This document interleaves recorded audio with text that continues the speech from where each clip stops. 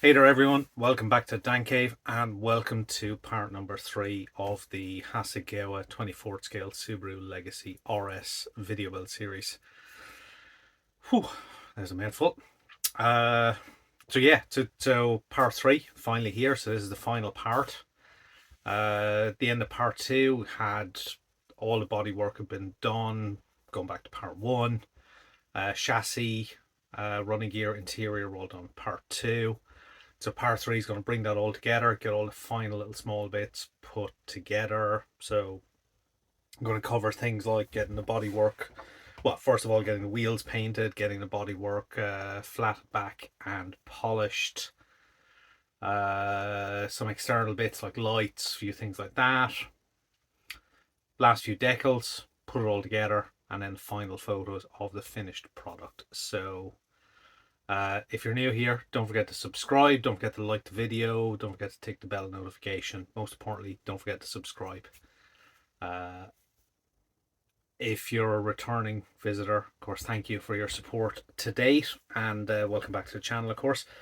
And don't forget to like the video as well if you are a returning viewer. So yeah, so the video runs to about 30 odd minutes, I think, from recollection. Not the longest, but not incredibly short either. So however, I'm not going to hang around and bore you.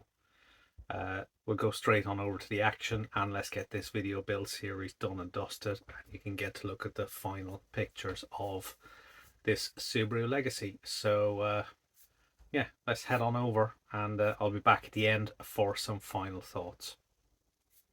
Over we go. So first job for this part of the video is to get the wheels painted. So they have been primed in UMP black in part 2, and today we're going to come in with probably a total of about 5 or 6 coats of Zero Paints Subaru Wheel Gold. Now, as you know, Zero Paints can be quite hot, so light coats is always the way to go. So as you can see, that first coat is incredibly light. Wait a couple of minutes, and then we come back in with a second coat, and just keep doing that process until you get that nice, beautiful gold finish. As you can see, it's starting to show perfectly well, probably on about coat number 5 now. And it's beginning to look spot on. So I do like trying to get the back of the wheels as well, because obviously you can see through the spokes. So you want to get the inside of those hubs as well as the front face. But you can see that beautiful Subaru wheel gold color is coming out perfectly now. And of course, that's a lacquer paint going over an acrylic primer. So never an issue with that. So part 2, we got this chassis and running gear done and the interior done. We've now done the wheels as well. And if you go back all the way to part 1, you will have seen the bodywork be completely done. So final little job on the wheels is just a little bit of Revell aluminium, I think it is, number 99, I believe, just to basically paint the wheel nuts. The 4 tires provided by Hasegawa are pretty much spot on. There's no massive seam lines on them, so they need hardly any work, and they can just be slid straight over the wheels as shown here. So this step can be repeated on all 4 wheels. There didn't seem to be any particular direction needed on the tires. No rotation direction, so they'll pop on whichever way looks the best. But to be honest, there was no real defects on the tires anyway, so whichever way around as necessary. So there's a whole bunch of parts for the exterior. So all of these parts are going to basically get done in semi-gloss black from recollection. So there's a rear view mirror, which is on the inside, wing mirrors, windscreen wipers, and number plate holder for the rear. So each of those parts are clipped from the sprue using the Tamiya sprue cutters, and I'm just using a sharp scalpel blade just to clean up any sprue attachment points. So once I'm happy with that, probably giving them a swipe of UMP sander as well.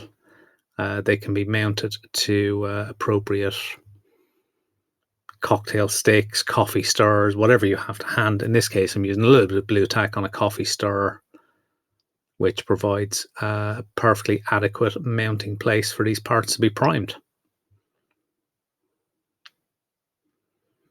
So as these parts are going to be done in UMP black, which is kind of a semi-gloss black, there's a lot of parts on the body which will also be in semi-gloss black, so we might as well get that prepped. So it's on over to flat back the clear coat before we do that. So clear coat, wasn't entirely happy with. Wasn't as good as I wanted it to be. The Pro range I used was getting a little bit old, but I think it will clear up a lot with a decent flat back using some micro mesh pads.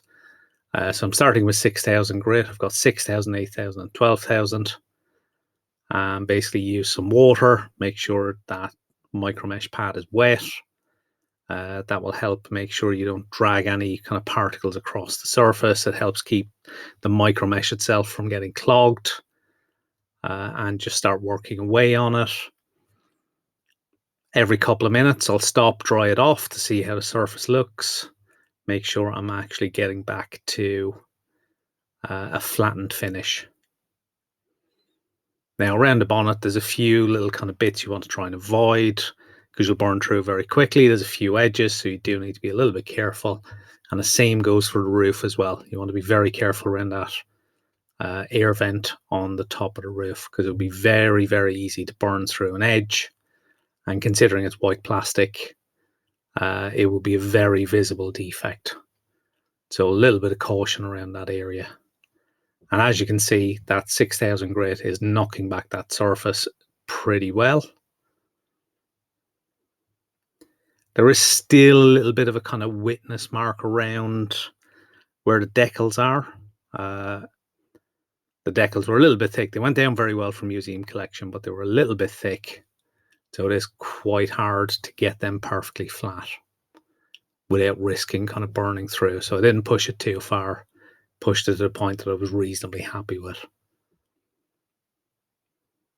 So on the bodywork itself, I like to work my way basically around the entire body with one particular grit, in this case starting with the 6,000. Basically get all the areas of the body that I want flattened back with 6,000. Constantly going back, drying off once I've done a bit of work, have a look at the surface, see how it is, and then re-wet the micro mesh itself. That also helps wash out any particles of grit that you've removed through sanding and reduces the level of contamination on the surface and reduces any chance of getting scratches. Of course, once I'm happy with the 6,000, I can then move on to the 8,000, and that'll begin to restore some of the shine to the bodywork. So same process. On this particular car, started with the bonnet, then the roof, then the boot lid, and then worked my way down each of the sides, and then any of the areas on the bumper that I feel need a little bit of addressing. So that's all looking pretty good. And then the final step is back in with the 12,000, which you can be a little bit more aggressive in how you attack with the 12,000. It is a much, much finer grit. It's much less likely to burn through, but you do still need to be cautious. A little bit more aggressive, but not overly so.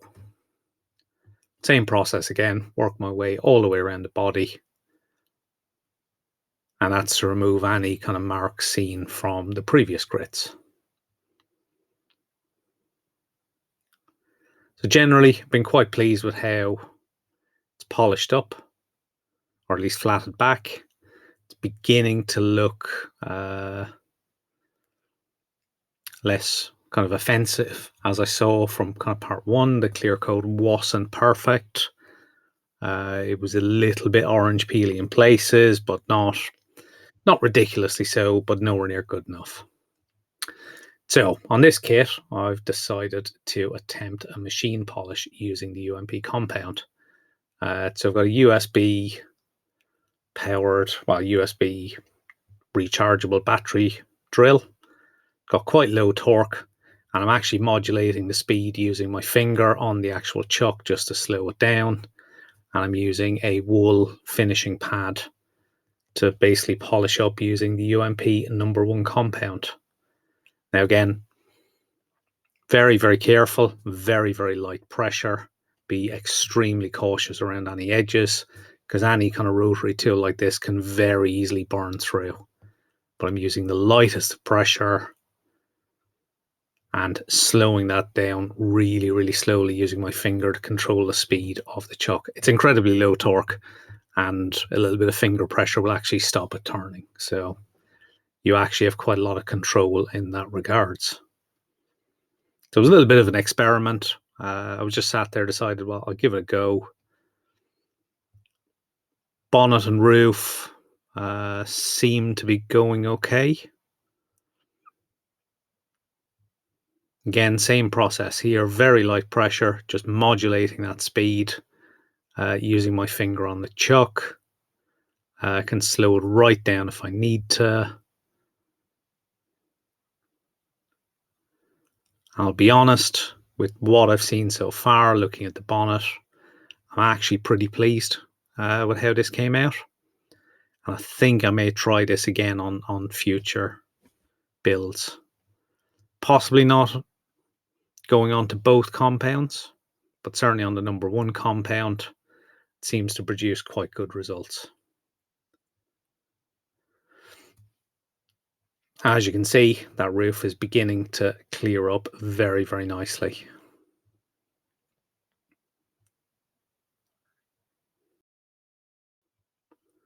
So around the edge of the roof vent, a little bit harder to get into, but basically you can use a corner of the microfiber cloth, and that will get right down into the corner. Of course, when you're using a rotary tool, you need to be very, very careful on that edge. But luckily enough, no burn through. So on the rest of the kit, or on the rest of the bodywork at least, I've not gone back to a rotary tool, because all along the side of the car there's far too many edges that will be very easy to burn through. So I've gone just doing it by hand. So once that's complete, of course, using a rotary tool, you will get the polishing compound into all the recessed areas. So I'm just spraying a little bit of water on the kit just to wet it down, and using a toothbrush to remove any excess compound that's stuck in those recesses. This is a pretty soft toothbrush. To date, I've not seen it scratch any of the 2K, so perfectly usable. So once I'm happy I've gotten rid of any excess compound, it's back in with the #2 compound from the UMP polishing system.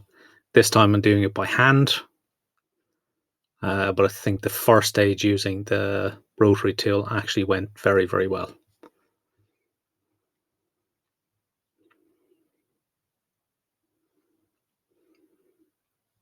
But this time we're just going to work by hand, following the same process, or at least the same sequence. Start on the bonnet, work the compound in till it's dry, and then buff it off. And then do exactly the same steps on the roof. Even with this #2 compound, you do still need to be careful of any edges, because you may have removed some clear previous steps, and it just takes a small amount of excess pressure and you can burn through even with this stage. But luckily enough, I've had no problems and there is no burn through. So we keep on working our way through the bonnet, roof, onto the boot lid.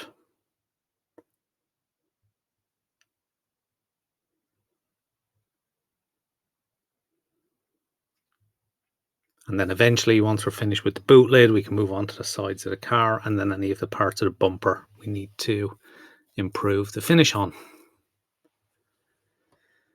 But I'll be honest, so far so good. I think that clear coat has come up probably better than I expected from how it looked in part 1. It's definitely an improvement. It's not perfect.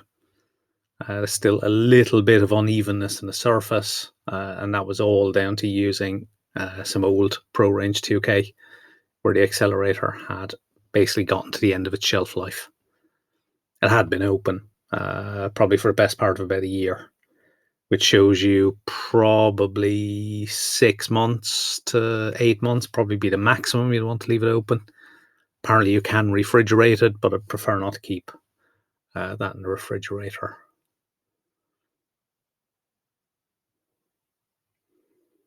But certainly keeping it in a dark cupboard away from light, relatively cool place, has certainly kept it good enough for 6 to 8 months. But I've pushed it a little bit too far by waiting to use it about a year.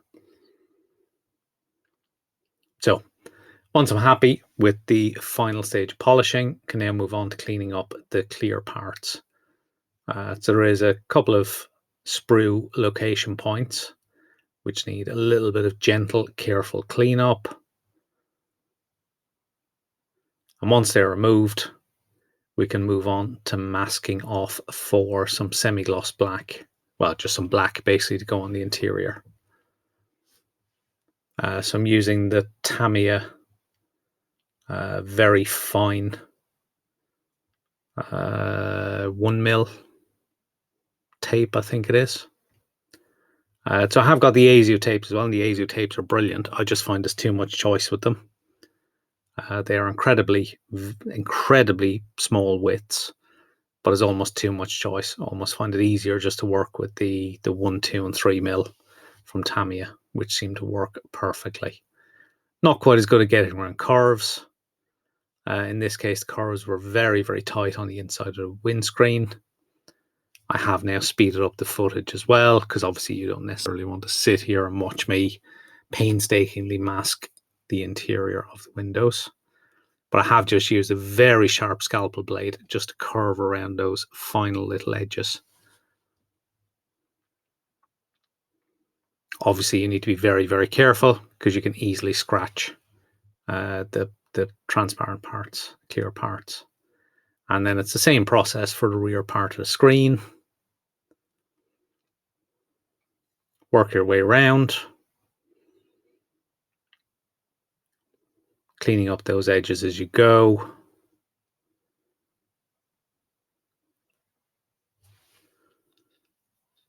Again, they're very, very tight little curves, a little bit too hard to do it with the 1mm tape, so I'm just using a sharp scalpel blade just to curve around exactly where I want the masking line to finish.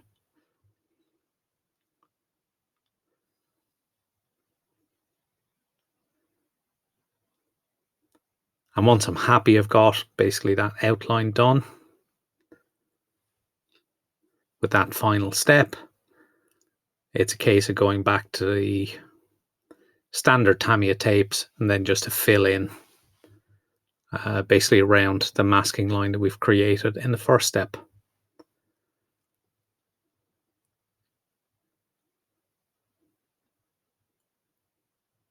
Of course, as you go, make sure you also burnish the tape down.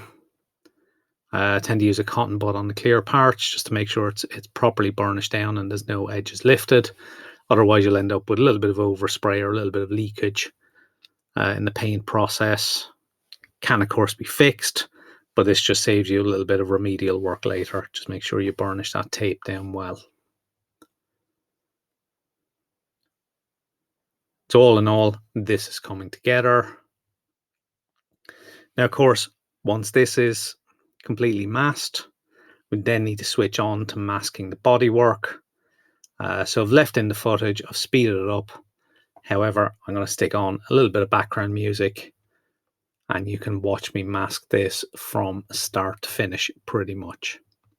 So yeah, let's have a listen to some music.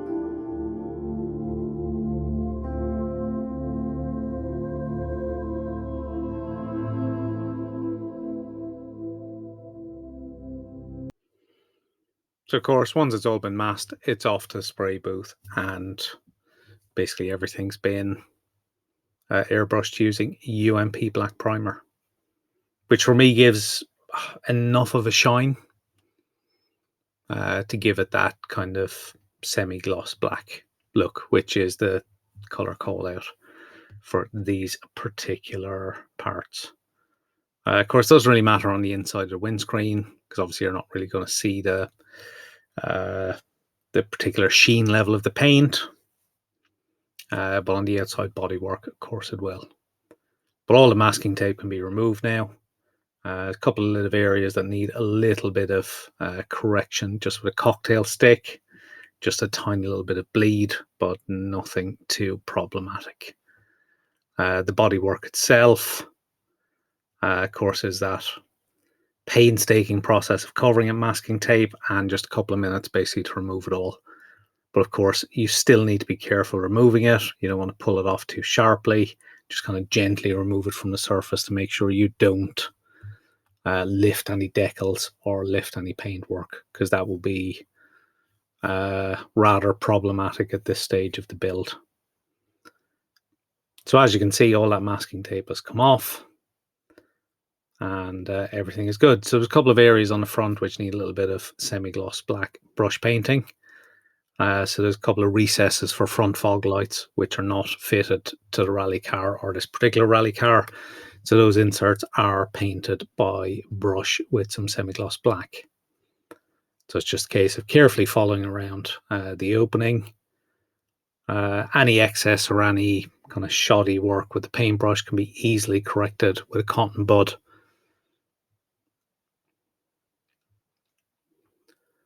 So once the semi-gloss black is done, the inside of the light clusters, that gets painted in Revell Aqua Silver, and that will provide the little bit of a reflective background for the headlight cluster and for the rear light clusters. So once again, it's just a case of a little bit of careful brush painting. For the silver, probably end up needing 2 coats just to give you that complete coverage, because it is quite a highly visible area behind the lights. Certainly on the front it is, because it's clear glass. But just carefully follow your way around the outline.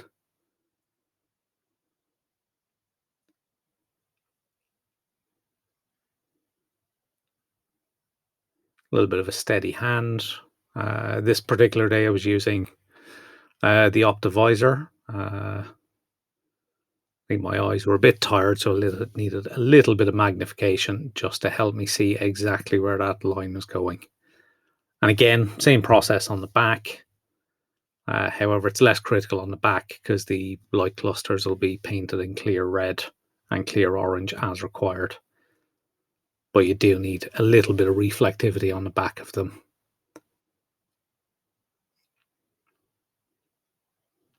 So once that is done and dried, I'm now going to move on to getting the glass work.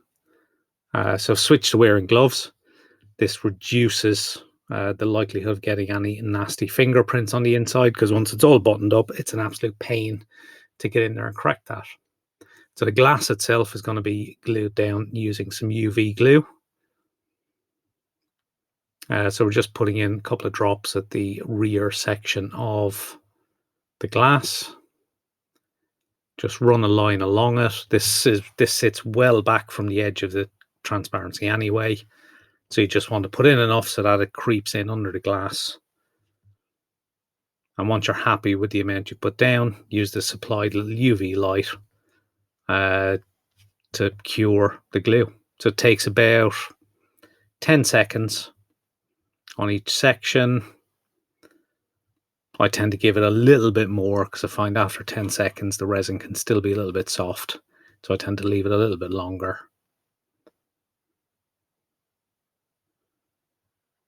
But that will cure very, very nicely. So I've also added another line to the front as well. Same process, add in your UV glue and then get the UV light to cure it.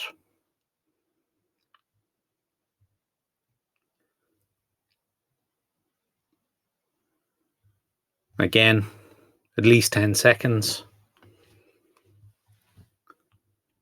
The window itself actually fits very, very snugly. So I'm very impressed with the clear parts and their fit on this kit. So there is a photo etch piece of grille that sits in behind the front grille. I guess it acts as a radiator cover. So I'm just using a little bit of CA glue around the edges of where it's going to mount. And then you can just pop in that grille. And that will sit perfectly securely. So once that is completed, we can finally get the interior and chassis and running gear inserted into the bodywork. So there's a little bit of a slot at the back of it. So I've put that in first, and then it's a case of a little bit of manipulation and squeezing on the front end of the kit. And there are 2 locating points behind the front bumper. So a little bit of a squeeze, a little bit of force. Try not to put any force on any of the brakes or subframe components because they'll probably remove themselves. But that slots in quite nicely and quite snugly. And there we've got our interior fully mounted inside. So we can now pop the wheels on.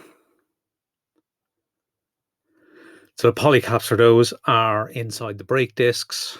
So that was done in part 2. So the wheels just pop straight in. Now, there was supposed to be some mud flaps. There was red vinyl provided for those. On this car, they would have been black. But looking at the fit of the wheels, it's a very, very tight fit. So I've decided not to put any mud flaps on it. So we now have the clear parts for the exterior of the kit. So all the clear parts, basically, we're just going to run a black Sharpie around the outside edge. That will simulate the sealing rubbers that tend to go around the outside of headlights and light clusters. So just a case of working our way slowly around the exterior of the lights. So once that is done, I'm going to use some glue and glaze, which is basically a PVA glue, to attach the lights. PVA glue is great in this instance because it's easy to clean up any excess. Moist cotton bud will remove any of that excess. Even if it's dried, it's easy enough to clean up. So as you can see, you've run a little bit around the outside of the rear light cluster and rear tailgate section, and that just pops straight into place. Now, I do find glue and glaze tends to grip a lot quicker than other PVA glues, so I'm actually quite enjoying using it at the moment because sometimes you need to leave the PVA glue sit for a few minutes just to tack up a little bit more because otherwise they don't really have any grip to them. Now, the front headlight units are made up of basically 2 parts on each side, the main headlight bit and then the indicator repeater bit. I'll be honest, the fit on these is not brilliant.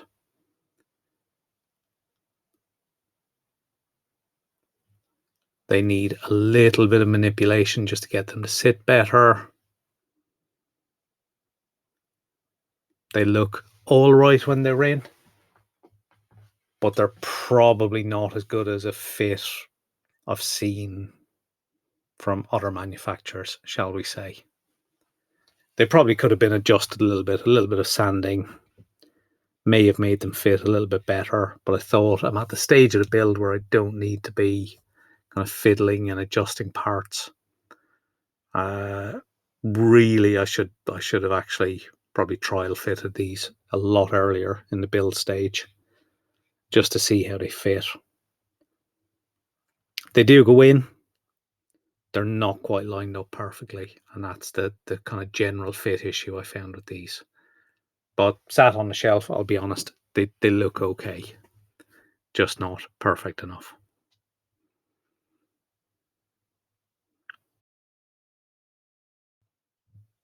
So once that glasswork is in,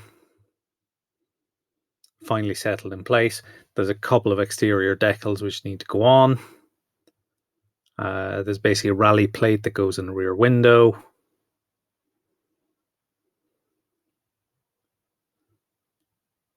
Now the rear windscreen wiper isn't fitted to the rally car, so that decal will sit over where that would have been located. So just carefully line that up in place. Then there's a rear number plate, which was fitted earlier, and then the decal for it with the registration of K555STE. And then finally there's a sun strip for the front windscreen. So ideally you want to try and slide this decal underneath the A-pillar. So beneath the A-pillar, between the A-pillar and the glass. As I said earlier, the glass was pretty much a perfect fit on this kit, so it was really hard to slide it in. But the decal itself is actually pretty good size, so it doesn't overlap the A-pillars much at all. So it's just a case of a little bit of careful manipulation, get it lined up correctly at the top. And once I'm happy with that, that can be set to dry. Wipers have been added, wing mirrors have been added, so they were just added using a little bit of PVA glue. And the very final step is there's a couple of photo etch parts which came supplied with the kit. There's some bonnet pins, also a pair for the rear boot lid as well. So a little drop of PVA glue and some blue tack just to pick up the PE part and drop it in place. A very fine pointed cocktail stick is used just to remove a tiny little bit of excess PVA. And then there's a couple of little pins which go on the front bumper. I guess they're the mounting locations for probably the spotlights for night driving. Doesn't actually say in the instructions, but my guess is that's what they're for. And once those are added, the kit is now complete. And it's time to tidy up the bench so we can get some photos done of this kit. So we'll be given a little bit of a final polish, but let's go and have a look at the final photos.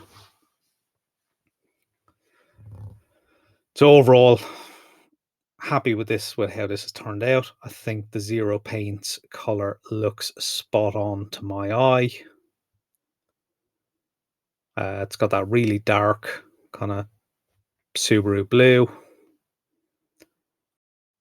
So let's head back to me for some final thoughts on how this build has gone.